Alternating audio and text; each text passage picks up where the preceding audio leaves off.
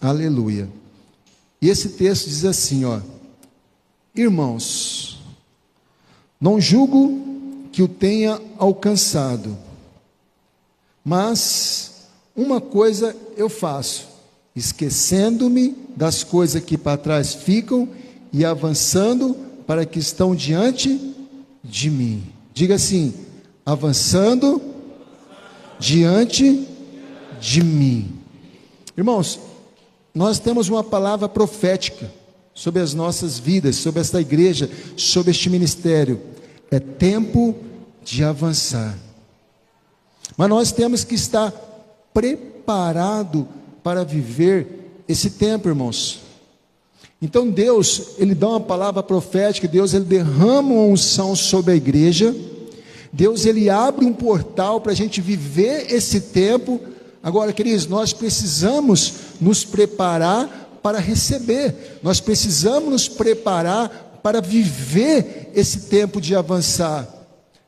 Preparar, queridos, é uma atitude de quem crê nessa unção, de quem crê nesta promessa.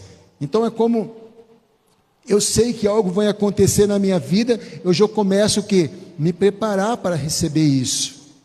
Então muitas pessoas vão ter que sair do comodismo, vai ter que sair do comodismo, da vida que está levando, para receber, para entrar nessa unção de avançar. Muitas pessoas vão ter que viver uma vida de fé, com visão de fé, com atitude de fé, para que possa receber essa unção de avançar. Então veja, irmãos, que a unção foi liberada, mas nós precisamos nos preparar. Olha, rei, eu vejo uma nuvem do tamanho da mão de um homem. Vai, se prepara que a chuva está chegando. Então nós precisamos nos preparar. Agora, amados, às vezes, todo começo de ano, né? Esse ano vai ser diferente. Esse ano vai ser diferente. Esse ano eu vou estudar. Acaba o ano, não fez nada. Por quê? Não se preparou. Apenas ficou no falar. Este ano eu vou mudar a minha alimentação, eu vou emagrecer, eu vou fazer atividade física. Acabou o ano, não fez nada. Apenas o falar. Não, esse ano eu vou ler a Bíblia inteira, esse ano eu vou buscar a Deus, esse ano, olha, eu vou subir lá no céu, ou eu subo no céu ou o céu desce. Está acabando o ano e não aconteceu nada. Porque não se preparou. Que esse ano eu vou fazer coisas novas, eu vou fazer algo na minha vida financeira, na minha vida profissional, vou se preparar. Meu amado, as promessas de fim de ano, olha, são várias, mas o ano passa tão rápido, irmão, se nós não tomarmos cuidado, nós não vamos avançar em nada. Eu não quero enganar vocês, dizendo, olha, uma unção de avançar e todo mundo vai avançar, fica sentadinho aí que vai vir uma unção. Não é assim, meu irmão. Há realmente uma palavra profética sobre este ministério, mas nós precisamos nos preparar. E tudo começa, queridos, dentro de nós. Você não vai avançar em nenhuma área da tua vida, se aqui na tua mente você não avançar. Não adianta, amado, não adianta você pensar, você querer, mas se você não preparar aqui dentro da sua mente, se você não avançar, se você não conquistar aqui dentro, se você não mudar a tua mente, teu coração, nunca nada vai mudar na tua vida. Não vai mudar. E no culto da virada, quando o pastor pediu para mim orar lá, Deus ele me lembrou de um texto, e eu quero trazer para a igreja hoje. 1 Samuel, no capítulo 11, versículo 6.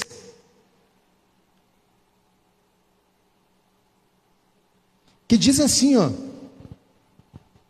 então, o Espírito de Deus se apoderou de Saul, ouvindo estas palavras, e acendeu-se em grande maneira a sua ira, a sua indignação. Olha aqui para mim, amados. Saul, ele era rei de Israel. E os inimigos estavam avançando contra Israel. E Saul estava lá cuidando dos bois dele, do gado. Mas quando ele ouviu isso, a Bíblia diz que o Espírito de Deus se apoderou dele. E gerou uma ira, uma revolta dentro dele. E depois você lê lá que esse povo se levantou um exército e venceu a guerra. Amados, o primeiro passo para que você possa avançar, tem que gerar uma revolta dentro de você. Agora, essa revolta não é contra pessoas, essa revolta não é contra o governo, essa revolta tem que ser a respeito dessa situação que você está vivendo por anos. Essa revolta tem que ser contra esse problema, essa revolta tem que ser até às vezes contra você mesmo, irmão. Você está feliz a vida que você está levando? Essa situação que você está passando está te trazendo alegria? Então o Espírito de Deus que você recebeu aqui nessa noite tem que gerar uma revolta dentro de você.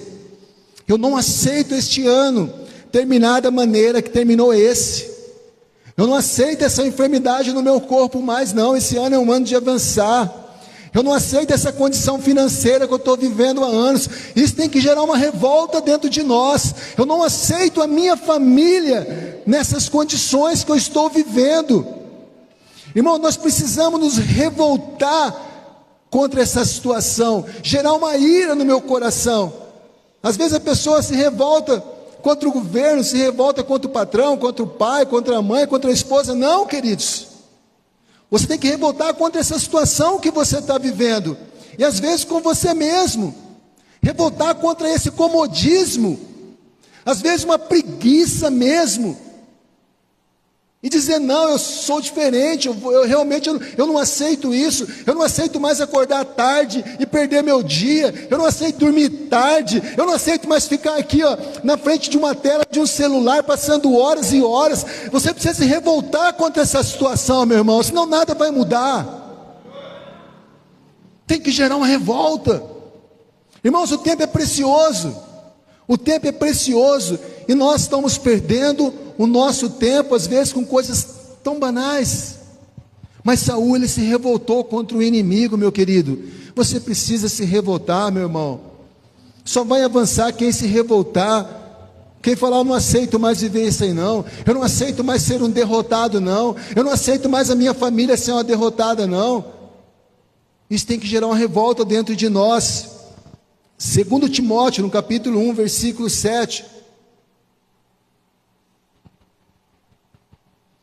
A palavra de Deus diz: pois Deus, Ele não nos deu um espírito de covardia, mas de poder, de amor e de equilíbrio. Diga assim: Deus não me deu um espírito de covardia. Irmãos, todas as vezes que eu me deparo com algo maior do que eu, com um problema, com a dificuldade, e eu desisto de lutar, ou eu prolongo essa luta, eu prolongo essa mudança, eu estou sendo um covarde. Porque o covarde, ele não luta. O covarde só reclama. O covarde, ele só quer ajuda. Mas Deus, ele dá um espírito de ousadia para nós. Então, se nós queremos avançar, meu irmão, você tem que colocar em prática esse espírito de ousadia. Seja ousado nas tuas atitudes.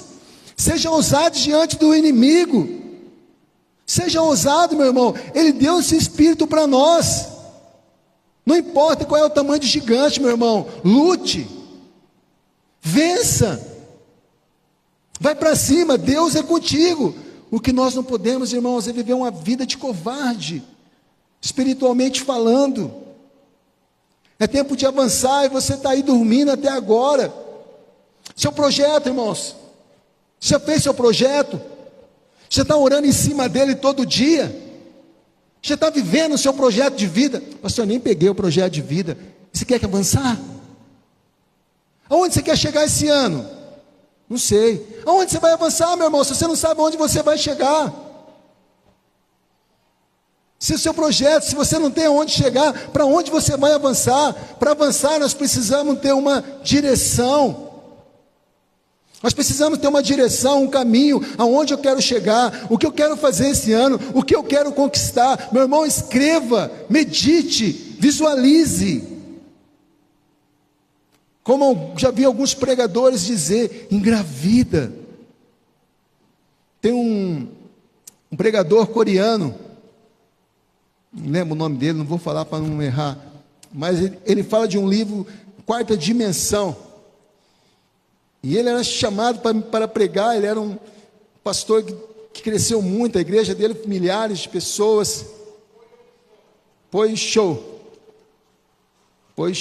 segundo o Ronaldo, eu acho que é esse mesmo, eu acho não, é verdade, é esse mesmo. E ele começou a obra ali, e ele falou, Senhor, eu faço a obra, e eu preciso de uma bicicleta, de uma mesa com cadeira, se eu não me engano, um computador. E ele disse que ele orava, e Deus nada. Um dia Deus falou para ele, cara, especifica o que você quer. Que tipo de bicicleta que você quer? E ele explicou, eu quero assim, assim, assim. Eu quero a mesa assim, a cadeira assim, o computador assim. Explicou tudinho para Deus e ele começou a visualizar. E quando as pessoas perguntavam para ele, o que você tem? Ele falou, eu tenho uma bicicleta, eu tenho uma mesa com cadeira, eu tenho um computador. E um dia, 3 rapazes falaram, quero ver se você tem mesmo. E ele falou, e agora, hein? Aí ele falou assim, ó, eu não tenho agora, mas eu já engravidei disso, no tempo certo vai nascer. E ele disse, meu irmão, do jeitinho que ele falou, aconteceu, porque ele já viveu na expectativa que ia receber. Então nós precisamos ter um espírito ousado. Agora, quando eu tenho um espírito ousado, meu irmão, é esse primeiro passo aqui agora, ó. Eu tenho atitude. Lá em Tiago capítulo 2, verso 14, diz que a fé sem obra, ela é morta. Se você falar que tem fé, eu digo, mostra as tuas obras. A fé sem obra é morta, meu irmão. A fé tem que gerar obra, a fé tem que gerar atitude. Queridos, eu marquei algumas maneiras de Deus agir aqui, ó. Deus abre o mar, mas Ele não toca o cajado na água. Moisés chega diante do mar, um exército inteiro, e agora que eu faço? Deus falou, ei Moisés, toca nas águas. Porque Deus precisa, irmãos. Será que Deus não podia dar uma ordem lá, abre-se o mar? Não. Ele necessita da nossa atitude. Irmãos, eu quero te dizer que Deus ele não age a nosso favor, Ele reage a nosso favor. Quando Moisés pegou o cajado e ele tocou nas águas, o mar se abriu. Porque Ele quer ver a nossa fé. Então, enquanto você não tocar, ter uma atitude de tocar o cajado, enquanto você não colocar o pé nas águas, irmão, Deus não vai te abençoar, Deus não vai fazer você avançar, meu irmão. Se você quer prosperar, faça algo, tenha coragem, mas coloque o pé nas águas. Alguma atitude nós precisamos fazer. Deus multiplica o azeite, mas Ele não busca as vasilhas. Se você tiver vasilhas, Deus vai encher o azeite, mas Ele fala, vai buscar as vasilhas, eu preciso que você busque. Com Deus é assim, meu irmão, as coisas que nós temos que fazer, Ele não vai fazer. Não fique esperando cair do céu não, meus queridos, a nossa parte nós vamos fazer. É triste dizer isso, talvez você ouviu coisas, não, Deus ele vai mandar, Deus ele vai fazer a parte dele, nós temos que fazer a nossa parte. Deus cura a lepra, mas não mergulha no Jordão. Aquele general chega diante de um homem de Deus, ele fala, mergulha 7 vezes, Naamã. 7 vezes no Rio Jordão, para que isso? É assim que Deus trabalha, irmãos. A parte tem que fazer. Não adianta você chegar, eu sou general, eu sou pastor, eu sou quem for diante de Deus. Ei, Ele vai te curar da lepra, mas quem tem que mergulhar no Jordão é você. E às vezes é 7 mergulhos. Um só não resolve? Não, você tem que ir até o fim. Isso representa uma vida, isso representa que você tem que ir até o fim, que você não pode parar no meio do caminho. São 7 mergulhos e só no último. As pessoas começam, tudo no fervor, daqui a pouco apaga. É 7 mergulhos, meu querido. Deus falou 7 é 7. Deus derruba a muralha, mas Ele não dá a volta por ela. Josué, você quer que a muralha caia? Dá a volta aí. Meu irmão, o que custa para Deus? Mas a parte nossa, nós temos que fazer. Deus ressuscita Lázaro, mas quem tira a pedra são vocês. Tira a pedra. Lázaro, sai para fora. Então, quando eu tenho um espírito de ousadia, irmãos, eu tenho atitude. Eclesiastes 11:4 diz: quem observa o vento não plantará, e quem olha para as nuvens não colherá. Se você ficar só olhando, irmãos, o vento, você não vai plantar nada. Se você ficar esperando sair uma notícia boa do governo, olha, tem um plano aí que vai ajudar você não vai plantar nada. Ou você tem fé, ou você não tem. Se você esperar alguma notícia boa aí do mundo, olha, pode vir tranquilo, aqui vai ser, irmão, você não vai plantar nada. Se você ficar olhando para o mundo, não sei de onde vem a tua esperança, mas se você está esperando alguma notícia boa, você não vai, porque não tem notícia boa, moço. Notícia boa está na palavra de Deus, é uma promessa para o povo dele. Aí você vai plantar. E aqui, querido, se você ficar olhando para as nuvens, você não vai colher nada. Você vai ficar esperando chover, meu irmão? Não, se esse ano for abençoado, aí eu vou colher. Não, se esse ano abrir um emprego, meu irmão, faça abrir as portas. Não fique esperando ajuda. O que Deus te deu é o suficiente para você mudar a tua história. O que Deus colocou em tuas mãos é o suficiente para você avançar neste ano 2025. Ah, eu preciso ter a fé de fulano. Não, Deus repartiu uma fé propícia para cada um. O tamanho da fé que você tem é para mudar a tua história. Então não espera acontecer nada. Olha esse texto de Deuteronômio 11:24, só a parte A aqui, ó.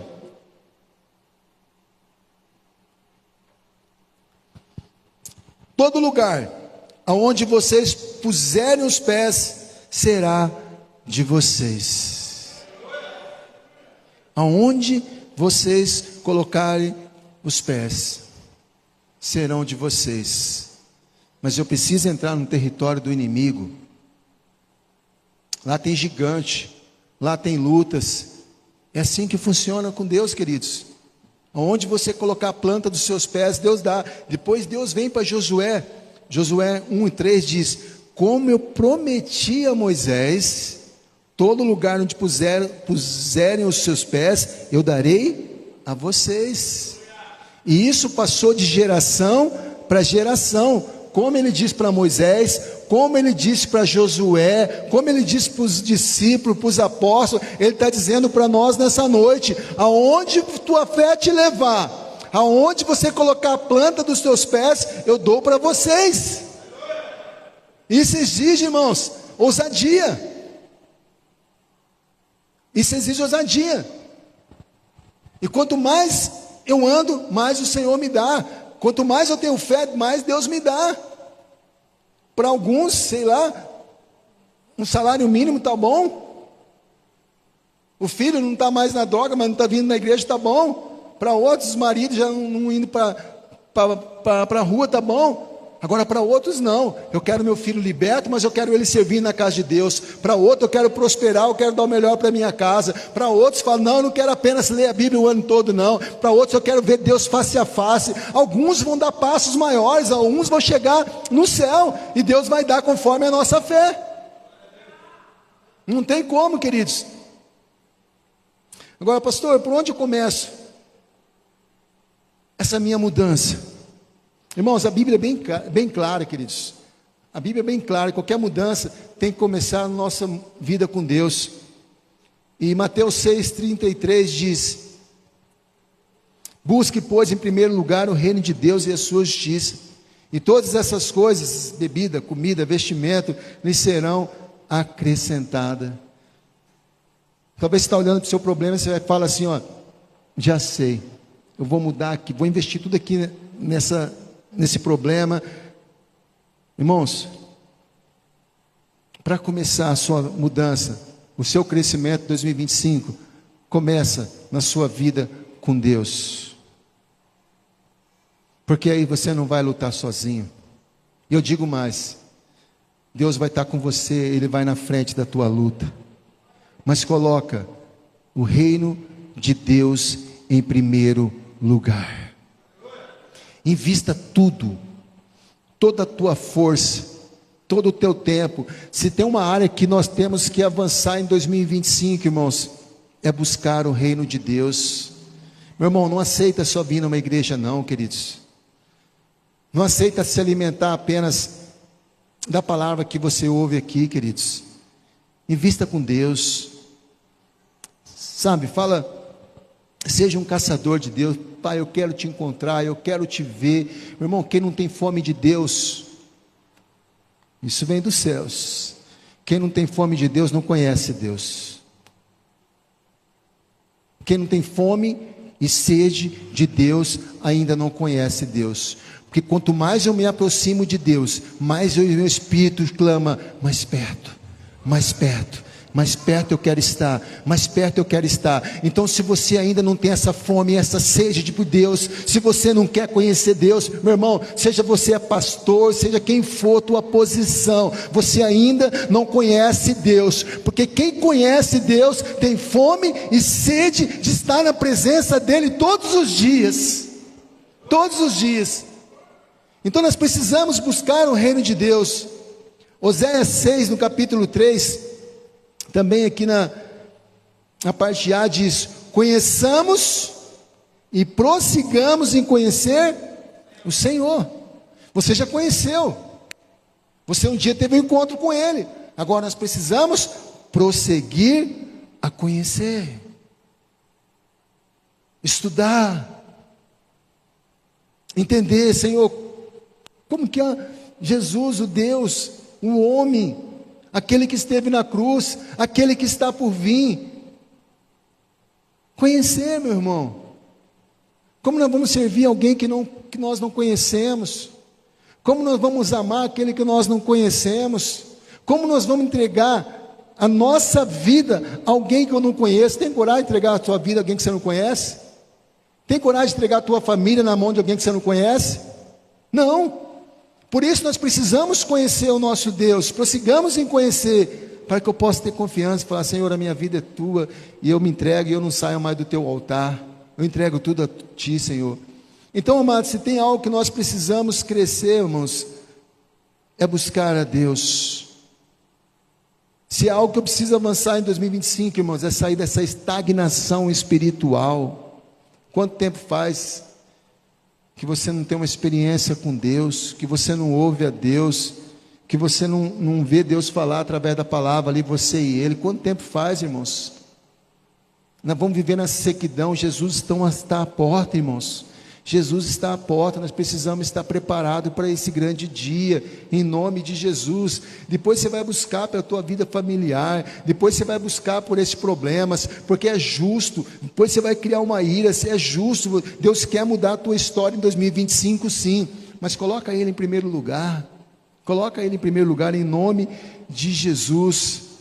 Agora, amados, alguns desafios que nós precisamos vencer, para alcançarmos aí, para avançarmos em 2025. O primeiro desafio, nós precisamos desprender do passado. Filipenses 3,13 diz, nós lemos lá no início, né? Filipenses 3,13. Irmãos, quanto a mim, não julgo havê-lo alcançar, mas uma coisa que ele faz, esqueço-me das coisas que para trás ficam, e avanço para que estão diante de mim. Quantas pessoas, irmãos, não conseguem avançar porque está presa no passado?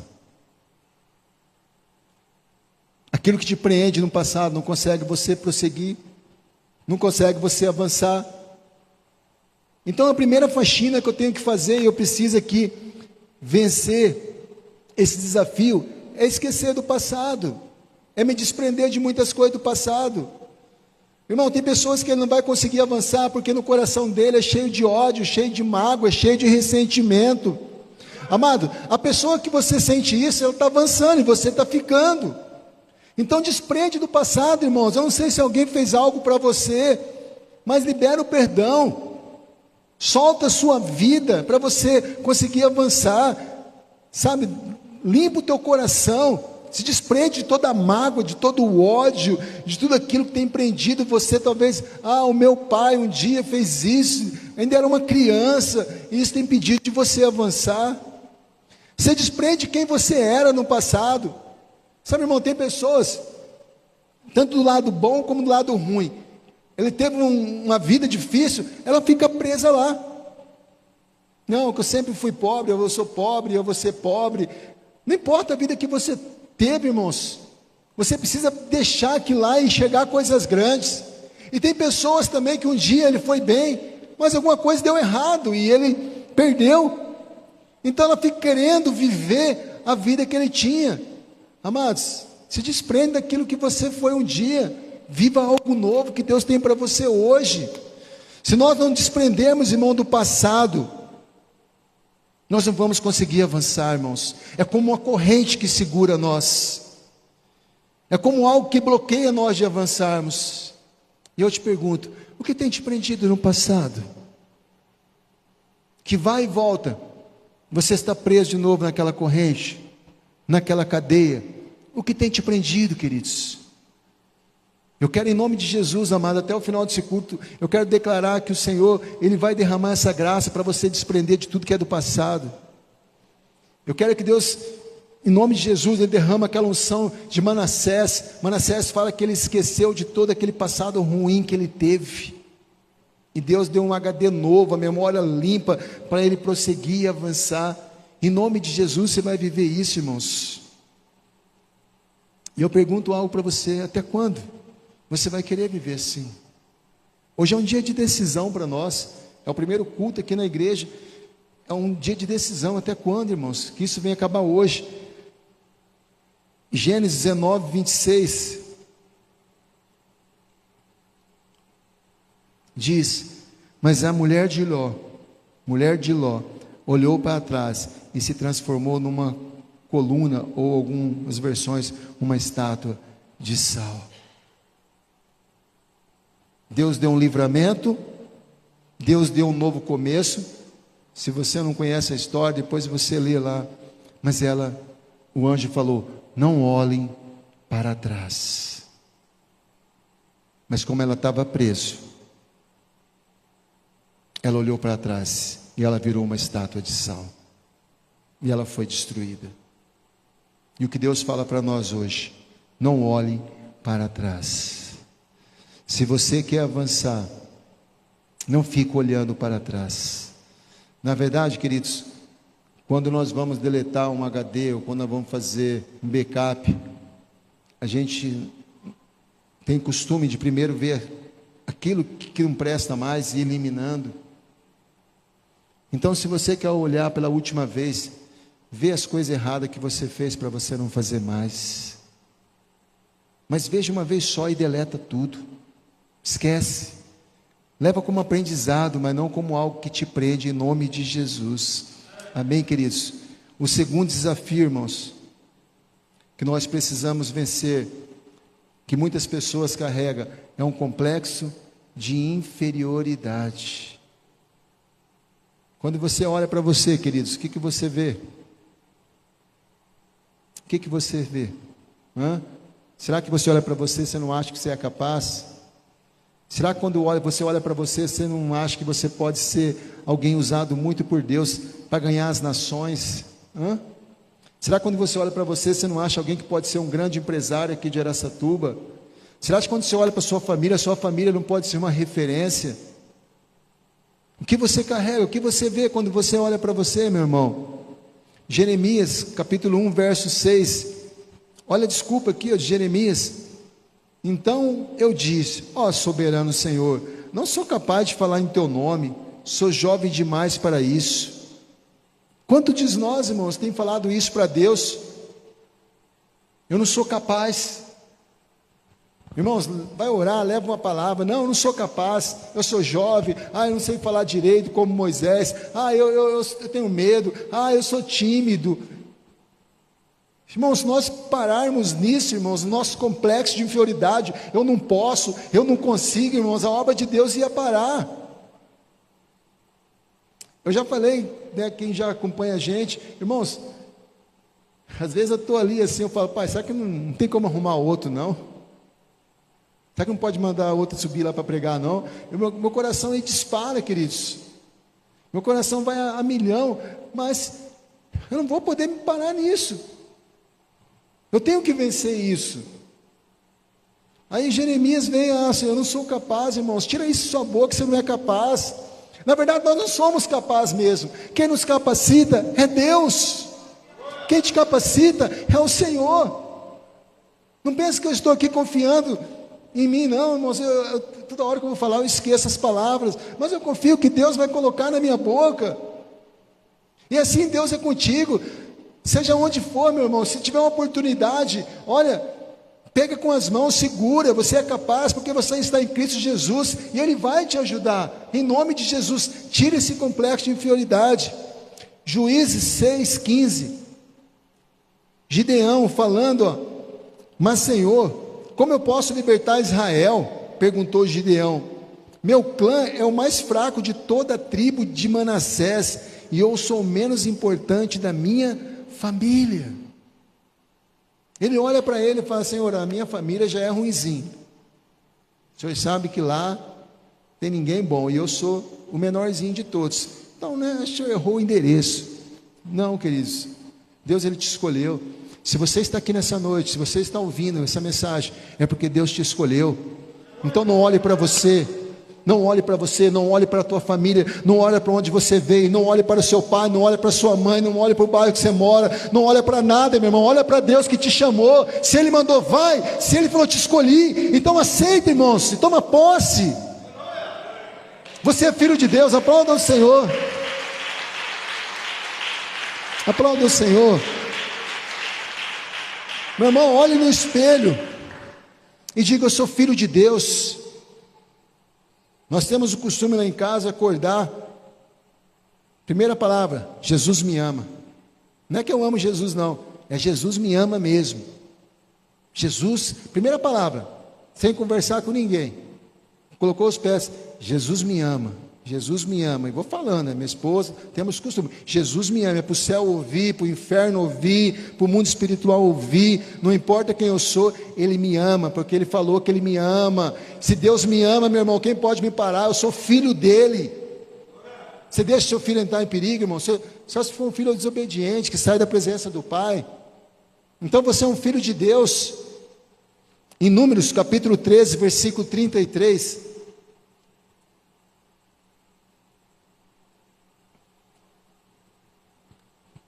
O povo de Deus, uma palavra do povo de Deus aqui, ó. Também vimos ali gigantes, filho de Anak, descendente dos gigantes, e eram aos nossos olhos como gafanhotos, e assim também éramos aos olhos dele. Agora, eu coloquei outra versão bem explicativa para você entender, na linguagem de hoje, que diz assim, ó. Também vimos ali gigantes, os descendentes de Anak. Perto dele, nós nos sentimos tão pequenos como gafanhoto, e para eles também parecíamos gafanhoto. Olha aqui, irmãos, esse é o povo de Deus. Ele falou, olha, nós, olhando para eles, nós somos como gafanhotos, e ele já leu a mente dos inimigos, e eles também nos veem como gafanhoto. Amados, as pessoas acharem que você não dá nada, é normal. As pessoas te criticarem, falar que você não vai conseguir, é normal. As pessoas falarem mal de você, é normal. Agora, você mesmo, olhar para si e falar, eu sou um gafanhoto, alguma coisa está errada com o teu espelho espiritual, meu irmão. Se as pessoas falar que você não consegue, está ótimo. Agora, você olhar para dentro de você e falar que não consegue, meu irmão, que espírito está dentro de você? Porque esse não é o Espírito de Deus. Não é o Espírito de Deus, e você não vai avançar. As pessoas acharem, meu irmão, se eu não me achar bonito, quem que vai achar, a não ser minha esposa e minha mãe?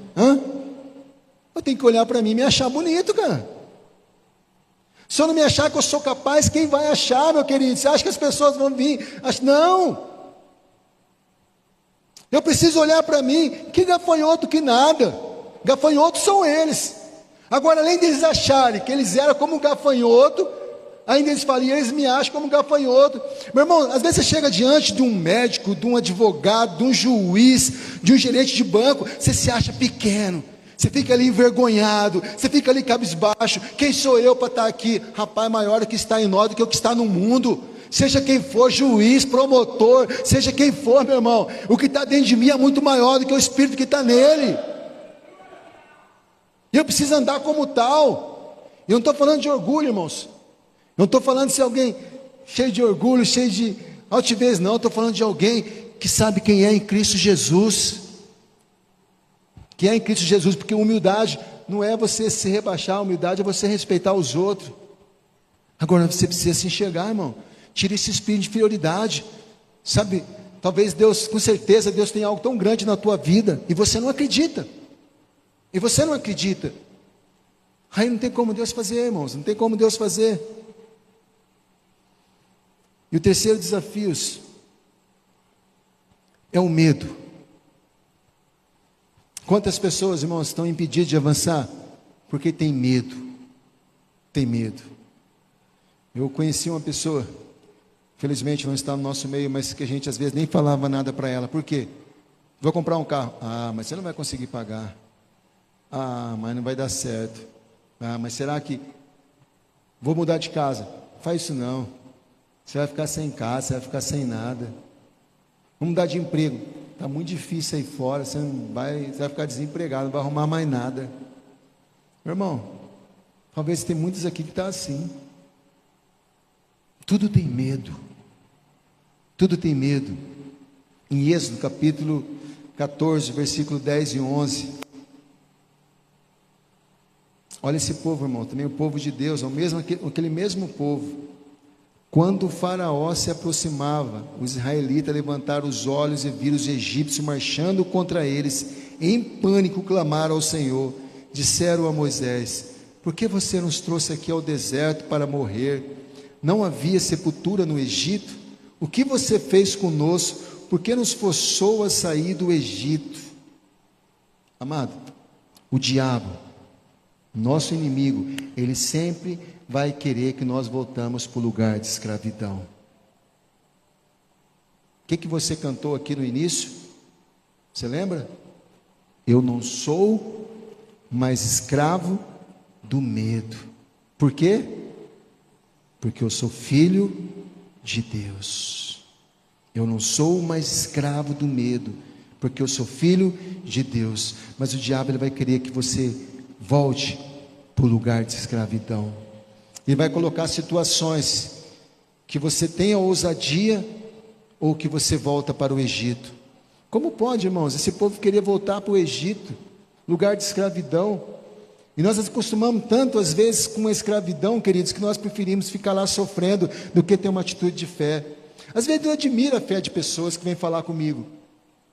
Olha, eu falo assim, olha, vai, jejua, ora, olha, vai na frente, faz isso, faz aquilo. Ah, eu não consigo. Mas ela tem uma fé de suportar uma dor, ela tem uma fé de suportar a vida inteira uma situação difícil. Eu falo, meu Deus, que força é essa? Que tem força para suportar uma escravidão, mas não tem força para sair, para vencer.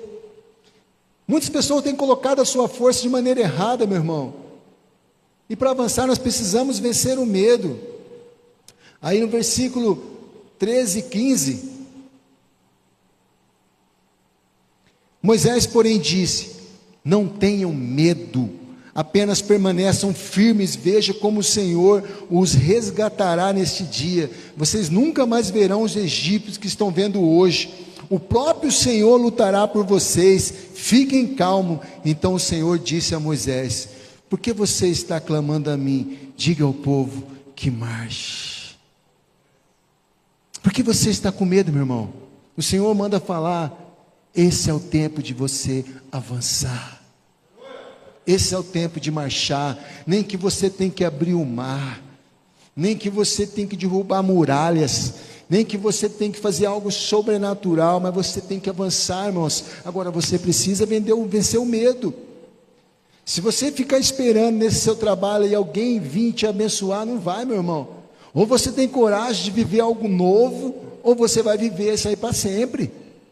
Ou você tem coragem, irmãos, de sair, não sei, aquilo está te perturbando, querido, mas algo de coragem, você tem que tomar uma atitude. E Deus é contigo. O Espírito do Senhor está sobre você. Há uma unção de avançar sobre a tua vida. Mas você precisa, irmãos, ter atitudes de fé. Amém, queridos? É tempo de avançar. Se prepara. Se prepara. Faça algo novo. Faça algo diferente em nome de Jesus. Fique de pé, eu quero estar orando pela tua vida, pela nossa vida, em nome de Jesus. Oh Deus Pai Todo-Poderoso. Santo Deus, Santo Deus.